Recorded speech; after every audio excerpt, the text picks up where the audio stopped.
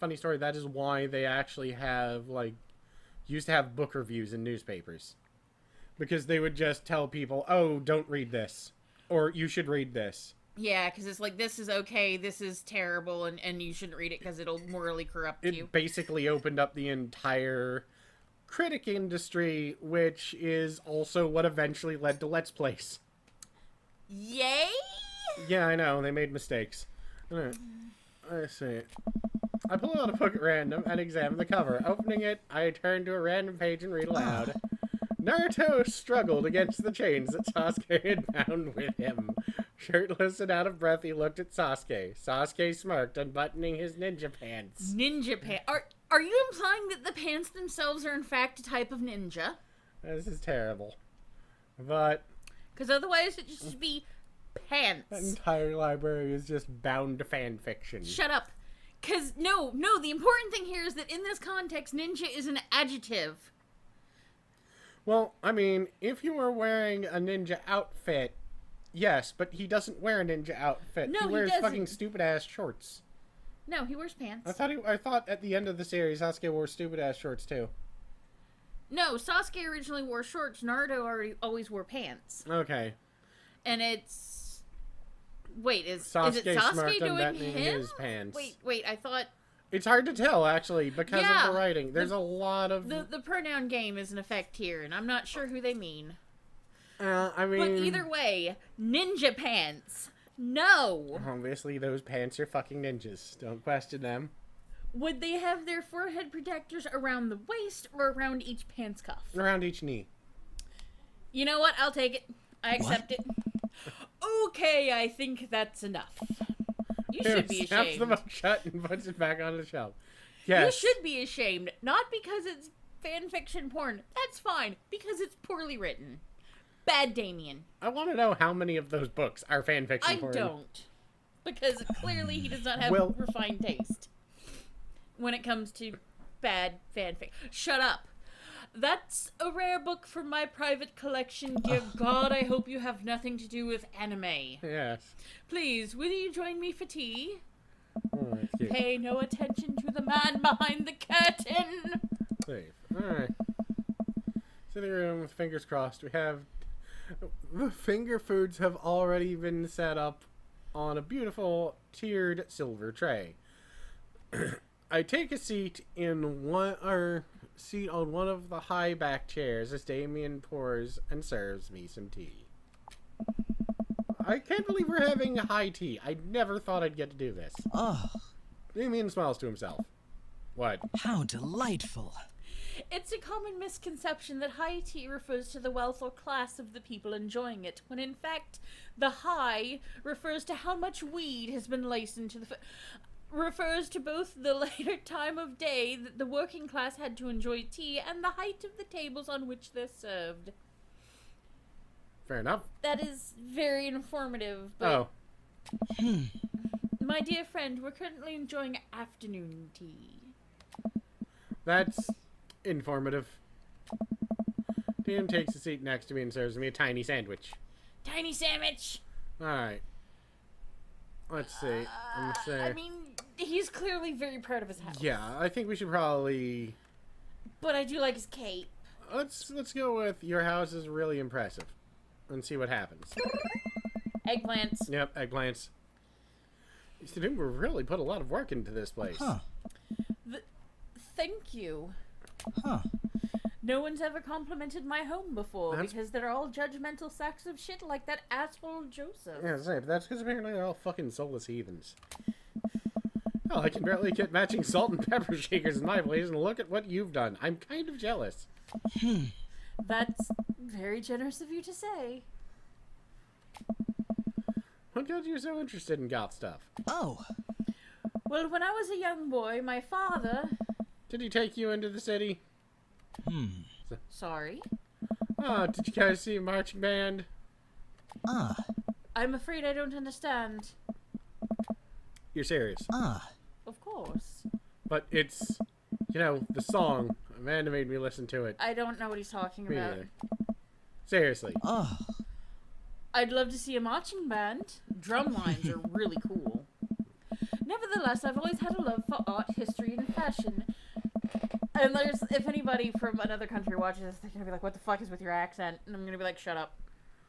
What started off as a small hobby of collecting taxidermied animals that is not creepy at all, grew into sort of an obsession. It's a privilege to be able to appreciate the lives and culture of those who came before us, I think.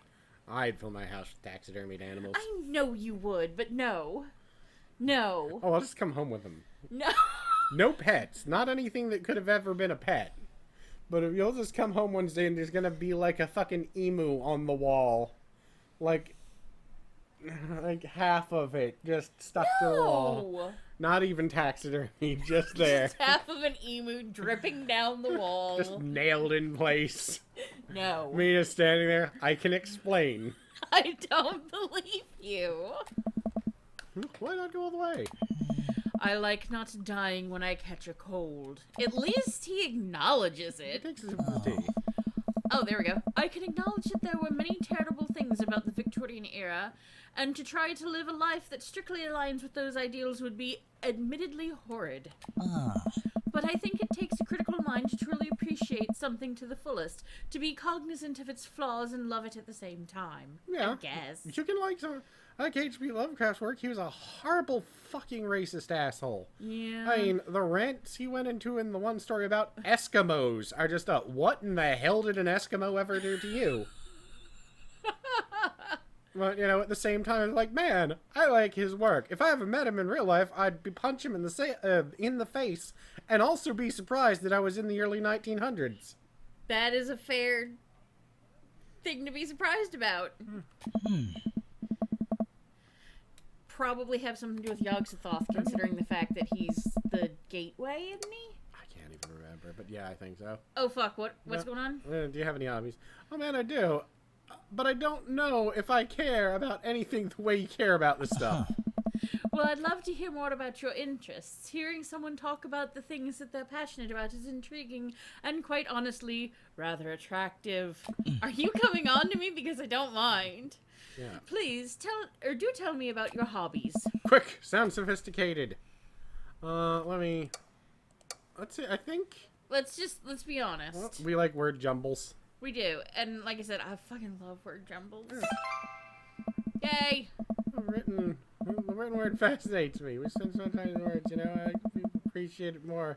We've had to unjumble them. It's poetic, really. I'm just gonna assume that he's like actually mumbling like you Yeah. are there. It's like, oh, words. Oh, so you're a writer? In a sense. Miniature tea and finger sandwiches. Come, I have one more thing to show you. It's a good thing there wasn't a comma after that T. Anyway.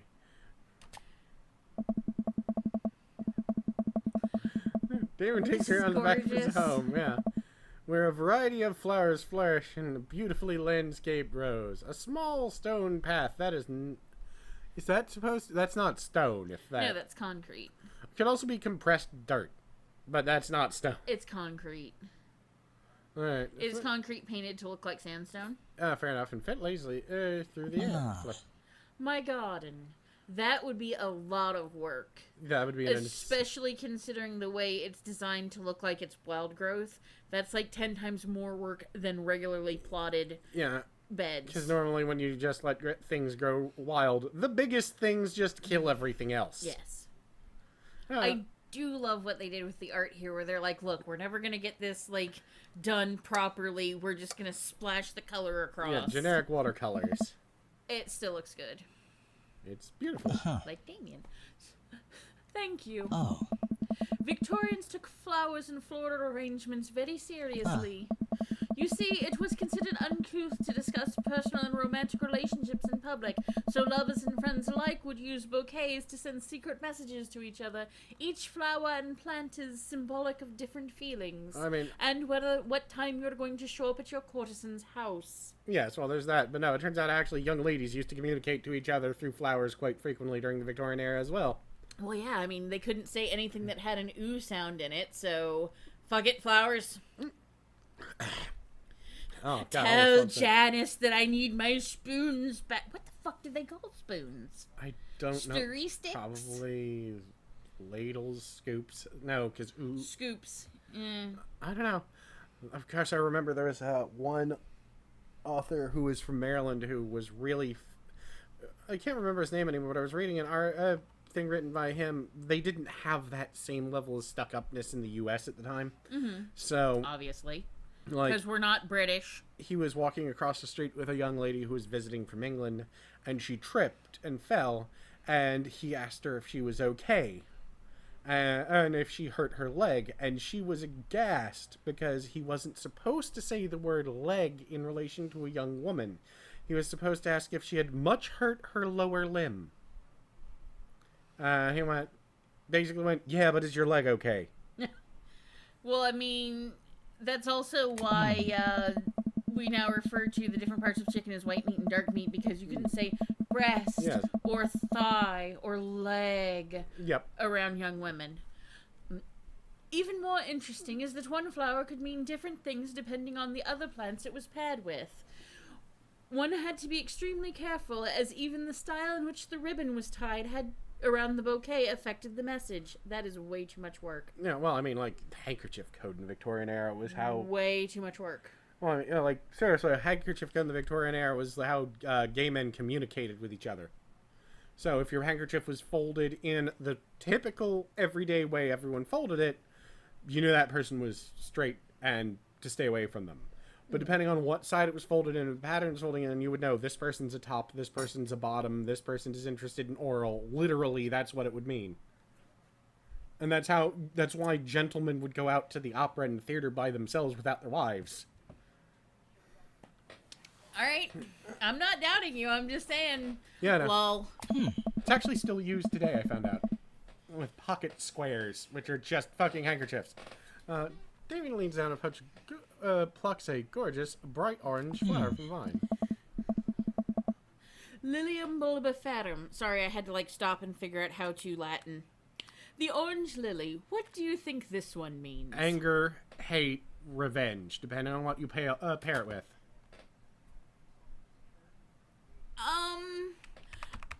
Alright, but hear me out here. He likes jokes. I mean, I guess you could do the 3 cheers for sweet revenge, but I kind of like the... I don't know if they mean it in a sexual connotation or in the connotation of that's really cool. Oh, eggplants. Oh. The orange lily is actually symbolic of pure hatred. Well, oddly enough, I knew what it was, but you picked the right answer anyway. Like I said, he likes jokes. He does. He's just much more subtle about it. White lilies are loss. White roses mean purity. Yellow roses mean platonic love, I think, or I believe friendship. So if you were to pair a white and a red rose, it would mean, for example, pure love, deep-seated romantic love. And white and yellow would mean, that would be something like a girl would send to her female friend, which could, depending on what it was paired with, in comparison, also secretly mean, I have the hots for you, how about you?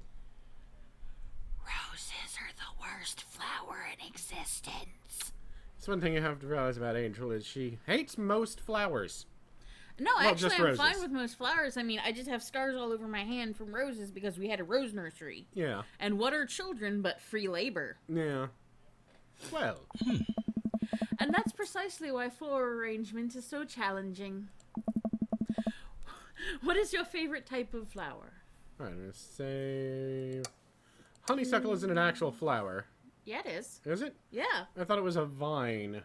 Yeah, but the flowers are still flowers, and they're still ornamental, and you still get them in arrangements. I'm trying to remember what honeysuckle means. I used to know that. I don't know. Let's see what honeysuckle is.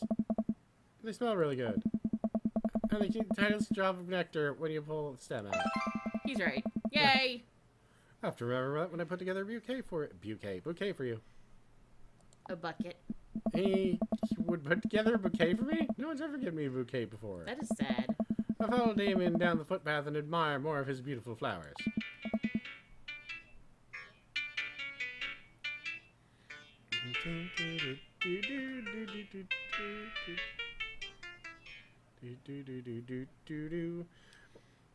God, I can't remember what that song is actually called. I know it was like the theme song to a bunch of TV shows. Click. Oh, Solomon, will you excuse me? I must take this. Hey, does he even have pockets? Let's see if we- all right. I assume they're in the cape. Go for it. Probably. It is pretty hard. I would not want to have anything to do with the upkeep. Wish I had a little more effort into that garden manager hide. Watermelons grew to the size of cherry tomatoes and then immediately died. You were not watering them nearly enough, or you were watering them too much. No, in that case, if they grew so small, they were not watering them enough, and also they did not have them in the right type of soil. Yeah, because it's a vine, so it's got to be in sandy soil, doesn't it? I believe, but it also has to have specific nutrients in it. Yeah. Probably a very, very low acidity, but also not a very high pH, considering. But I you know. just I mean, very contradicted neutral yourself. I mean, like, very neutral. I can't remember. We never grew watermelons. Oh, hey, a gargoyle. No, it's not. Oh, no, I knocked over the gargoyle. Fix that Oh, God. guard. Alright, so... You got this. I believe in you. Alright, how do I flip it? How do I flip it? I don't know. Oh, God, I flipped it. Why does it have boobs? I don't know. Oh, those are its shoulders. How do I flip it? Alright, eh. Hurry up. It's fine, we have like a full minute left. Goal. Flip the head. Oh. Mark the shaft. Oh. Ooh, that was a close one. Uh-oh, here comes Damien. He looks upset. Solomon, my sincerest apologies to have kept you waiting. There's an urgent matter that I must attend to, so I'm afraid I must take my leave. No problem, dude. Everything alright? Damon worries at the hem of his coat, with his fingers, and looks away. He's not wearing your coat, cloak, whatever. Everything is perfectly fine, but it's Lucian. What's wrong? He appears to have, well, his teacher needs me to come to the school post-haste. Remember, he needs Nobody uses post-haste anymore. Yeah, Also, wizard. that's for the best. Do you need any help? Oh, no, you don't have to. Let You me look come. so flattered. Look at that face. Yeah, let me come with you. Us dads need to stick together.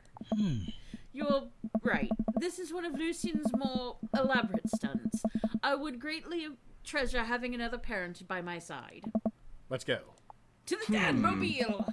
Him and I walk into the school and immediately greeted by anxious-looking Hugo. Do you want to cover him or... Yeah, I just gotta remember. Hey, Damien, you're here in record time. I wouldn't miss it for the world, dear friend. But he looks so annoyed. Oh my god, look at that Well, face. whatever it is, it doesn't seem like this is Hugo and Damien's first time to the My Kids Are in Trouble rodeo. Huh. What is it this time? Oh. This, Damien, you have to see to believe. Dame and I fall in step behind Hugo, who leads us through the busy corridors of school. We pass by several classes in session, and I vaguely wonder if Amanda's around. Hugo eventually ushers us into the small boiler room with a flight of rickety stairs leading down to the basement. Oh god, it's covered in spiders, isn't I it? say that's no public school I've ever been in. They're always usually metal and not very rickety. Well, I mean, any school I went to didn't have a basement, so Well, yeah, but you're from Florida. yeah. Watch your step. You hear the faint voices drifting up from the basement, and they don't sound happy. As I'm led into the depths of the school, I recall antics I got into as an angsty middle schooler. At least I had enough sense to stay out of creepy basements. Fucking preach it. I did not.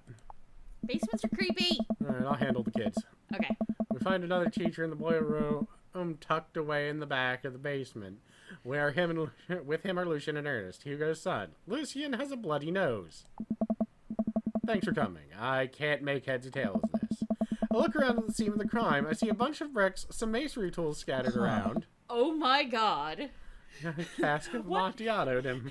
Yes. What happened here? Ernest punched me. Lucian tried to kill me. Oh my. The room falls silent. I was not trying to kill you, dumbass. I was just trying to build a brick wall around you to see what would happen.